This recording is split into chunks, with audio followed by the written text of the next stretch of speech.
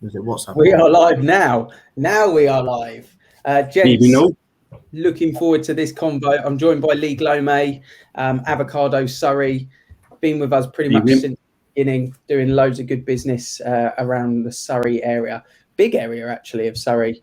Huge area. Enjoying it there. I'm also joined by Mark Holloway, which we're disappointed he hasn't got his new puppy with him, but we have heard it is on its way soon, covering kind of mainly the Yateley patch and across North Hampshire. So, Mark, looking forward to having a catch up with you in a second. Tristan joined us last couple of weeks as well from the landlord page, just to give us a little bit of take on the property investing aspect of things and what's going on in the landlord world. We've got a whole range of things to talk about. If you're watching, you've got a question, fire it at us. We'll answer it live as we're going through. Really enjoy the live interaction from everyone. But if you're watching this and we're not live, still put the question in, because we get the alerts, we get the comments, and we know. And if you are watching and you want to give it a share, then we would much appreciate that too. So the agenda for this evening is we're going to talk about tax changes. Is that going to impact the property market? Stamp duty phase 2. We're going to touch on that because it's coming to an end at the end of the month. Non-proceedable buyers for the not on markets out there that are looking for properties, too scared to put their house live at the moment. Is that a subject which is about to change? Should people be accepting that level now? Supply levels we've touched on the last couple of weeks as well. 5-year fixed mortgage deals that will shock everyone in terms of the rate. Media tactics around sort of scare tactics with some not false data, but maybe manipulated data for headlines and all sorts of other things as well. But first of all, I'm going to go to Lee. How is September shaping up for Lee, and how is the property market over in Surrey? Yeah, it's decent. Obviously, only 9 days in, but I mean, there's certainly a few more valuations coming through, which is good. I think now the kids gone back to school. Obviously, state schools last week, private schools have, filtering back this week. So yeah, there's certainly a lot more activity on the valuation front. I mean, there's still so many buyers around at the moment. I keep getting plenty of calls and WhatsApp messages and Facebook requests from people looking for property locally. But yeah, it's a good time. No, it sounds good. I mean, we'll stay there because Chris has come straight in with a question here, which I'll put to you, Lee, as we're chatting. What do you think will happen with properties under 250 once the stamp duty thing has ended? So just talking in general for properties under the price bracket at 250, or maybe anything around that price band. We're talking supply, we're talking demand. What do you think is going to happen with prices under the 250?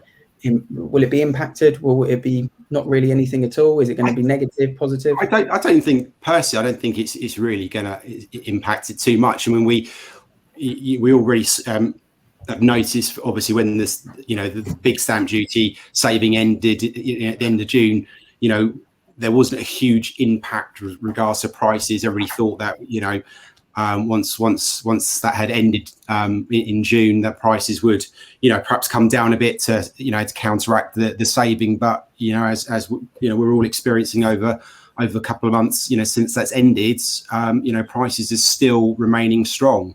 Demand for property at the moment, irrespective of where we are located, in the UK, is still extremely strong, and that's always going to keep prices stable. So no, I can't personally see it's gonna have much of an impact. Yeah, I think it's a fair point. Mark, there's not too many properties in this area around 250. The vast majority and the average house price around kind of the home counties where we operate, probably regions closer towards the sort of late 300s than it does mid 200s. But do you have anything further to sort of add on that? Do you think there'll be any drastic changes to the property market at all when stamp duty comes to an end, or the 250 market? Personally, no, I don't. I think it has an effect on the market. As Lee rightly said, there's a fantastic amount of buyers out there. You put a house on and the phones don't stop. People are not even questioning about what's going to happen when the stamp duty holiday ends. So I think it's going to continue to be very strong. We're seeing more and more people thinking about coming to the market, and there's a lot handhold going on to the market. As Lee said, after day we get messages, we get phone calls. I'm looking for this. Have you got anything? And it's a good, strong market. No, appreciate your comments. A little bit of a delay there on the internet, Mark, but this is live TV. Anything can happen. We don't know who's going to burst through the door at any moment. So my daughter might burst through the door any second. So watch out for that one. Yeah, it is bedtime in the Macbeth Zoo at the moment. I want to touch on non-proceedable buyers. But first of all, I'm just going to come to Tristan and just get a little bit of an insight from your perspective. How is things at the moment in the rental world? When we caught up last week, it's bananas for tenants, but just give us a little bit of an insight, because I think there's a lot more people looking for buy-to-lets at the moment by the sounds of it. Yeah, there is. I mean, there's been a few reports in the past week, which I've got blogs going out on, which you'll see over the course of the next week. So just keep an eye on our website for that. One of them is something we touched on a few weeks ago, is about the increase of tenants from London. There's been quite a lot of, well, not just us, but there seems to be a lot of interest of people moving out and continuing to grow on that. So be interested to for you to see that stat. But I mean, from the market in general, demand is still high. It's up 41% for those who've seen our market update video. Average yields still stand at around 5.6% in our region, which is fantastic from a buy-to-let opportunity. And as we've said, with stock continuing to be so low, it's only going to continue to push prices up and make those yields better.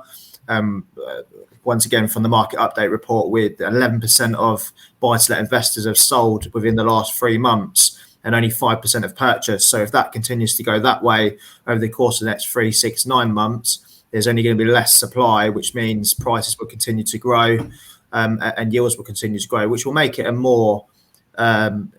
better asset for a landlord, having a better yield. Hopefully we see more properties come to the market. And as you'll see from our videos with the market buy-to-let of the weeks, we've got plenty of those coming up because there have been a few great buys that's come onto the market in the past 7 days.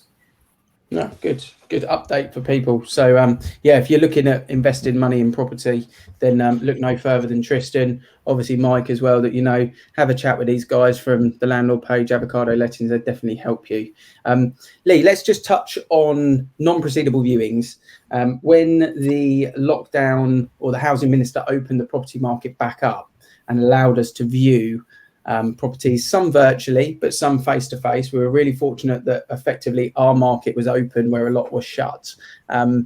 What we did as a group of agents is we clubbed together and we made sure that we were doing minimal levels of viewings, really high qualification, and we really stopped any non-proceedable people looking at houses for the safety of everyone around. Since then, a lot more people are double jabbed. Things have changed in the market. It's a lot more buoyant. It's a lot quicker to sell a property if it's priced correctly. So Sean Egan, recently, one of the Avocado partners covering sort of Hook and Fleet and Church Crookham, mentioned about maybe non-proceedable local people should be allowed to view houses now before they make the leap of faith and go on the market. What's your view on that in the area that you operate? Does that make sense or still cautious? Yeah, totally. I think, obviously when Sean mentioned it the other day, I think it was crazy that there are estate agents out there that are, effectively stopping people from viewing properties. We know we're in a crazy market at the moment. We know there's more buyers than there are sellers. And a not a market now could quite easily turn into a listing in a couple of days' time and a sold board 48 hours later. So to hear that there are other agencies that are effectively stopping people from viewing properties, I find crazy. Obviously go back 12 months when we were in the middle of lockdown, totally get it. We're all very cautious and rightly so. But, like you just said there, Ian, most of the countries now are double jabbed. Hopefully we're coming out with the other side of this pandemic. And the property market has been really, really buoyant, over the last 12 months, really. So, you know, from a buyer, from a seller's perspective, you know, you could show somebody around who's not on the market. They really like it, put the property on the market with you, you know, tomorrow, and it's sold by the weekend. So it's crazy. Totally agree. Mark, Yateley's an area where, as there is a lot of these areas where a lot of Yateley people stay in Yateley. Now, if estate agents are stopping Yateley people that are not on the market viewing potentially their dream home because they're not on the market, but they don't want to go through the rigmarole of putting it live unless it's the house for them, then they're stopping a lot of internal movements going on. Are you sort of, that's the right thing to do at the moment, or do you think actually we should allow these local people to be having a look and viewing? So that's my dad calling me. Apologies if everyone heard that. I'll ring you back later, Dad. I'm just doing a live video. So yeah, Mark, from your perspective, Yateley, what do we think? Now's the time to allow non-proceedables viewing? Yeah, this is something I'm really passionate about. For agents not to allow people to view a property, to me, is absolutely ridiculous. Yateley's small. Well, it's larger than the village. We are actually a town. We have 20,000 people. Everybody knows everybody, and I passionately believe that if somebody is starting out on their house search, that we as agents need to guide them. We need to get to know them. We need to get to know what they like, what they dislike. And if you're not showing people these properties, how do you get to know them? You don't. Okay, and the market in Yateley is fantastically quick. Give me a 3 or 4 bed house, and as you rightly know, it'll be sold in 24 hours. And what I really try to do is get the people within Yateley releasing the bottom end properties for the first time buyers, then releasing the second time buyers, the third time buyers, and taking the ladder. Because a lot of people don't want to leave Yateley. We've got everything on our doorstep. You know, we've got private schools, we've got decent state schools, motorways are close by, and everyone finds that Yateley is a fantastic community. So I passionately believe that if somebody calls me up and they say, look, Mark, we're not on the market, but we're interested in this property. I've not met them. So a good way to get to know them is to take them to the property, show them the property, get to know them. Even if they don't buy that house, I can still get in the doorstep, start the process for them. And I said, I'm really passionate about that. Yeah, we can tell, and you've sold Yateley to me. So if anyone's looking to sell in Yateley, I don't normally do plugs on this live video. Have a chat with wherever the finger goes. Have a chat with Mark. It's hard on these videos because we're mirrored. Have a chat with Mark and help you out. Appreciate the comment here from Akil. Good to see the Avo agents changing the landscape of the estate agency world. And yeah, we appreciate everyone's feedback and everyone's support. You know, for all of us, we've got way over 50,000 followers across the group social media accounts, and every single one of those people is amazing for us because we're building a community of change, and the mission is to make things better for the public. So no, appreciate that. Tristan, just coming back to you, I know you read recently an article about maybe a bit of media scare tactics, but what's your view on that particular statement that we saw a drop in house prices or a drop in transactions and there's a problem in the market? What's your take on that article? Yeah, I mean, it was a drop in transaction numbers. There was a recent report today just based on some statistics that's been put forward. It was just under 63% in drop, they reckon. And that's actually going back for the month of June from stats in July, which was expected to happen, in my opinion, because obviously the boom of the stamp duty and everyone trying to push the sales through, the numbers of completions during the last month for the stamp duty holiday was far greater than any other month we've seen. It was absolutely crazy. So it is bound to drop. And I think, if anything, it's just trying to scare people. I think it's back to normal terms now in terms of completion numbers. So I don't think it's anything to worry about from that side, but it's just interesting to see all these articles that do come out trying to scare people, saying that there's an issue with the market, basically. Yeah, it's a good topic of convo. Lee, you've obviously been in an estate agency since the 60s, bud. Cheers, mate. I'm not that old. Maybe. you've been in a similar amount of time as me. You know, we've done the best part of 2 decades in the industry. And one thing that I would say the market gets dictated by, there's a whole rigmarole of things, but the media have a big impact on confidence levels. And if we take that particular media article, won't sort of name and shame where, but the biggest amount of transactions in God knows how long happened at the end of the first phase of stamp duty. Common sense. There's loads of sales that were pushed through. So inevitably, July is going to be a quieter month on transactions. But they've made that sound like the market's crumbling and people aren't moving home for 1 month. It just seems crazy, does it not? Oh, it is. Yeah, it is. But the thing is, we see it time and time again, don't we? This is not the first time. It certainly won't be the last time. You know, how many times have we picked up the paper and, you know, we've read an article in whatever tabloid it is saying that house prices are going to crash by 30% in 2000 and whatever. It happens all the time. And unfortunately, you know, there are a portion of the public who will look at that and go, oh, okay, well, I'm not going to buy now because, you know, this paper's telling me that prices are going to come down in X amount of time. So, you know, I'm going to sit there and wait. And it's just crazy. You know, we know it doesn't happen. You know, we know there's always going to be a fluctuation in the market. You get the highs and the lows and the peaks and the troughs and, you know, busy times and not so busy times. That always happens. But, you know, it's still crazy to this day that the tabloids are like that. Yeah, no, totally.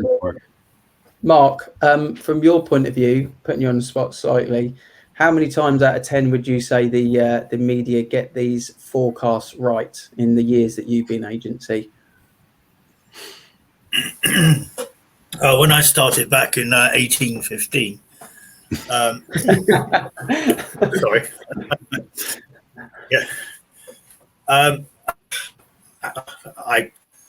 I would say media very, very rarely get it right. They certainly over exaggerate, certainly try to create a sandstorm, a storm in a teacup, just for a bit of excitement. The only people who really know what's in the market are the people on the the shop floors, as they say. I read what they print in the press, and quite often have a good laugh about it because normally the opposite's happening. Yeah, no, totally agree. I'd say more often than not, it's wrong, and we as agents we're in a fortunate position. I know the industry's got the reputation it's got, but we're in a lucky position because we see the trends, and we forecast 2 weeks ago that as soon as the bank holiday hit, as soon as Friday night hit, valuations went up over that bank holiday. That was just 2 weeks ago. We forecast there'd be more properties coming to the market in the next 10 days, 14 days. And that's what we're seeing now. So we read the trends, we know what's going on. And those sort of media articles, you know, if anyone's got questions on them, by all means, DM us, reach out, because we'll either agree or disagree, but we'll have factual information to back that up for sure with our experience. I want to talk about mortgages. We spoke about interest rates a lot. What's a changing trend that I've seen since the start of September is watching which rates go down is always interesting. And we saw a few months ago a massive drop in 10% interest rates where they pulled in first-time buyers, 10% deposits, 90% loan to values. Those interest rates really fell, even at the start of the year, actually, which was fantastic to see for first-time buyers. What's happening over the last sort of 2 weeks? And if there's mortgage advisors watching, or people that are sat on a remortgage, or people that have got large equity in their house or buying with large equity, comment around this. We're now seeing 5-year deals at 1%, a 5-year fixed deal. You need to have a good 40% equity as a minimum in your property. But the way prices have gone, I think, Lee, you probably find a lot of people are sat at home that do now have 40% equity in their house because prices have jumped over the last 12 months, like you say. But what I'm interested to know is what people think, and specifically yourself, Lee, on this question. Why are banks now saying we'll offer such a crazy, cheap, amazing deal for 5 years? Surely they must have some confidence, would you think? Oh yeah, it's screams confidence from that perspective, doesn't it? I mean, like you say, I mean, we've obviously seen rates, drop, and certainly, to encourage the first time buyers to come back into the marketplace, which has helped. But so certainly from, I mean, I can't even remember, in all the years that I've been an estate agent, that rates on a 5-year fix have been anywhere near as low as that. So you'll get a couple of discount rates sometimes and special offers and that over the years, but a 5-year fix at sort of 1% or just below is just crazy. So yeah, it's got to be a lot of confidence from the banks and building societies' point of view. Yeah, especially if we bring the buy to let game into it as well, Tristan. They're not quite as low as 1% at the moment, but they are very, very low, which is great to see. Makes it very affordable. A lot of confidence in the banks to lend money to investors at the moment, I would say. And that potentially is what's driving the increase of buy-to-let purchases at the moment, would you think? Yeah, I mean, you're saying about rates, so even on a buy-to-let at the moment, there was one I seen today. I can't remember the lender, but it was with 25% deposit, you can get just under 1.5%. If it's 1.48 or something, which is absolutely crazy. And then if you had 40%, it would be, I can't remember if it is like 1.2 or 1.28 or something along those, which is incredible. That's what, if you watch our video, the lettings market update for September, we do talk about this in a bit more detail. So if you haven't seen it, I'd highly recommend to get over to our page, the landlord page, and watch that, because we talk about what happens with the rental market. Why are so many investors selling when interest rates are so low, yields are so good, rental demand's up? It just makes sense to invest in property at a time like this. Yeah, no, good stuff. I think it shows confidence, and it shows what a massive change in 14 months the banks have done, because I remember they pulled all the 10% deals, and we had 15% deals, and the 15% deals were expensive, and the criteria was very strict. It was hard to actually get a mortgage. And all of a sudden, the game's completely changed. Have you seen a massive increase in new buyers looking, Mark, that maybe wanted to take advantage of the stamp duty, but the mortgage rates didn't allow them to, the back end of last year, the start of this year, and now actually they can? They may obviously have the deposit slightly hindered, but the affordability month by month is so much cheaper than renting a property now. Is that what you're seeing, Mark, in the Yateley patch? Yes, very much so. It's even people realising, of course, they've missed out on the stamp duty holiday. They're not bothered. They've got the deposit ready. They're dying to get onto the property market. I think with the mortgage rates being so low, more than makes up for out on the stamp duty over the period of time. Yep, excellent stuff. Akil's made a comment. Akil's a broker. He's a managing director of our mortgage broker. Fantastic.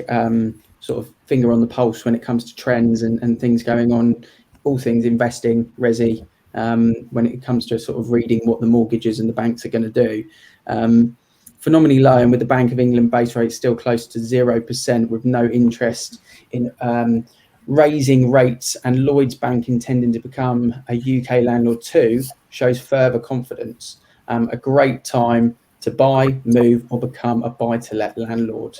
And I think we won't get into the details of kind of Lloyds Bank becoming a landlord and things like that now, maybe for a different chat. But when you've got banks looking to acquire property, and you've got banks looking to lend to people for 5 years fixed at such low rates, it does show that they feel very, very confident about the property market. So if there is anyone out there thinking, is this a bubble?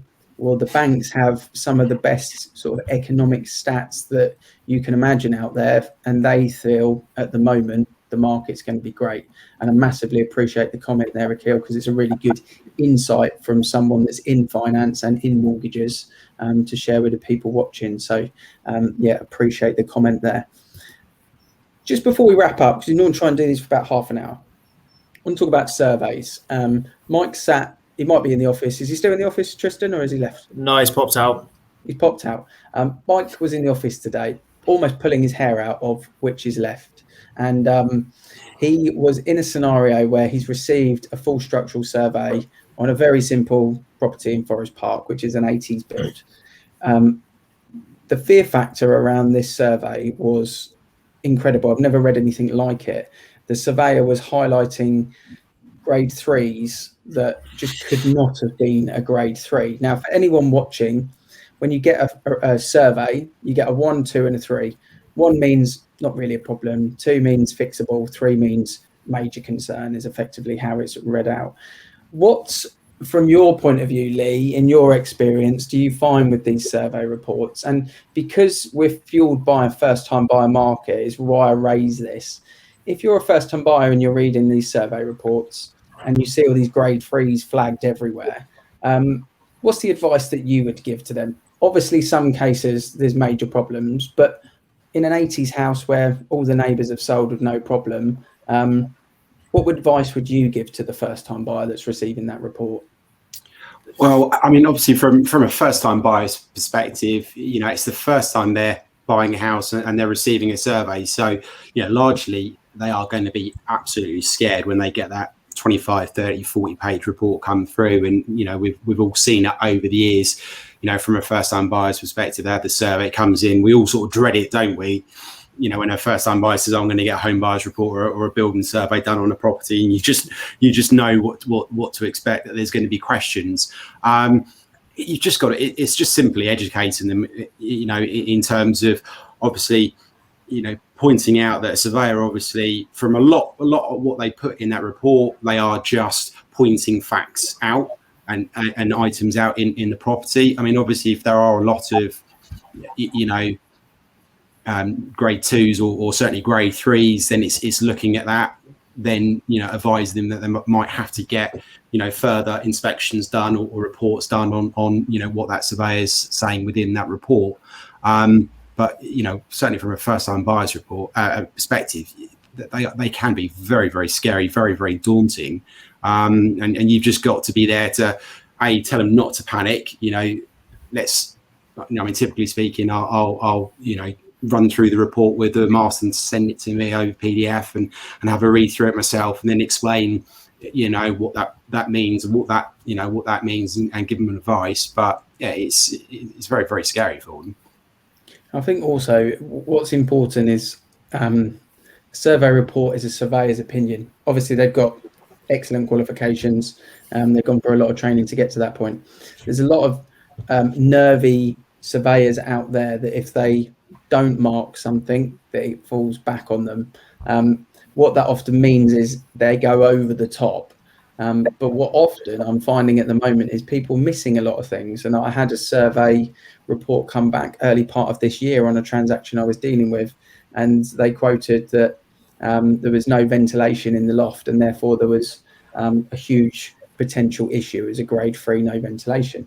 And I thought to myself, I took the photo. I remember seeing the vent, so I looked at the front of the house. There was ventilation in the loft, and obviously sent that to the buyer. But they were close to kind of seeing that as something that was going to cost them a lot of money and withdraw. And you know, the surveyor missed it. So the advice I give to people watching, if you're getting these big long survey reports back, have a chat with the surveyor, have a chat with the estate agent, have a chat with someone that's bought and sold a lot of times that you can soundboard on. Because don't be scared by the grade 3. It might just be a £20 fix, and they have to put that down as a grade 3. So I thought I'd mention that as well. Really enjoyed this conversation. Tristan, anything to add from the landlord page? Anything else that you want to throw into the mix before we wrap up for the evening? Yeah, a couple of things really. Like I said, I've already said it a couple of times, but just repeat that again, is if you haven't seen our market update for lettings, get over to our page. We've also got a new buy to let of the week for investors that will be released tomorrow evening. And that'll be every Friday there onwards. Remember, that's not just our stuff that's available. It's anything in the marketplace that we think is good value for money and will be a good investment, whether it's with another agent in the area or surrounding areas. We'll cover it basically. Same as if you've got any questions or see anything on the market that you're potentially looking at purchasing. If you need rental figures or have any questions, then ping it over to me. I'm happy to answer or send for any reports needed. And then just really touching base with both Lee and Mark. Obviously, I cover those areas. There is developments going on within the surrounding areas, which we know about. And I know there's some great investments over there as well. So if you're watching from their page and would like some advice, then get in touch. Appreciate that. And Lee and Mark, I'll come to you firstly, but any sneak peeks, any teasers, any new listings that we could get out there before anyone knows about it? Don't have to name the actual property, but is there any little gems on the horizon, Lee? Yeah, I've got a couple of little things that I'm working on. So all I'll say is watch this space. But yeah, a couple of little nice little properties coming on the market in and around the Cranley area in the next week or so. So keep watching the page, keep following the page, and you'll get to see it first. Love that. Good stuff. Mark, anything on the bubble over your neck of the woods? I mean, you've been busy with viewings over the last sort of week or so. I've seen with the inquiries, you've had a couple of great instructions on the market. So anything new on the agenda for the people watching on your page? I have actually, yes. And it's so difficult to keep your mouth shut, isn't it? You just want to blurt it out. I've got a couple of absolute peaches coming on, both in the Yatley, and should be coming on beginning of October, and I've got a bungalow coming on for Christmas. Well, so everyone loves a bungalow. Everyone loves a bungalow. Not everyone, but a lot of people love a bungalow because there's not many bungalows. They become rarer and rarer. No, appreciate that, gents. Really good chat. Thank you so much for joining Thursday. For everyone watching, appreciate it. Like I say, if you're watching this and we're not live, still ask the questions, DM. If you've got a property that you're looking to sell or let, obviously we would love to help you. If you want some advice on a property you're looking to buy, we're always happy to chat through it. And if you need any recommendations on trades, mortgage advisors, sisters, anything like that, we're obviously local, we're in the community, and we're happy to help there as well. So hopefully everyone's enjoyed it. I will see you next week, 6 o'clock Thursday, same time, same place. Lee, Mark, Tristan, have a good rest of the week, guys. Have a good evening. Cheers, guys.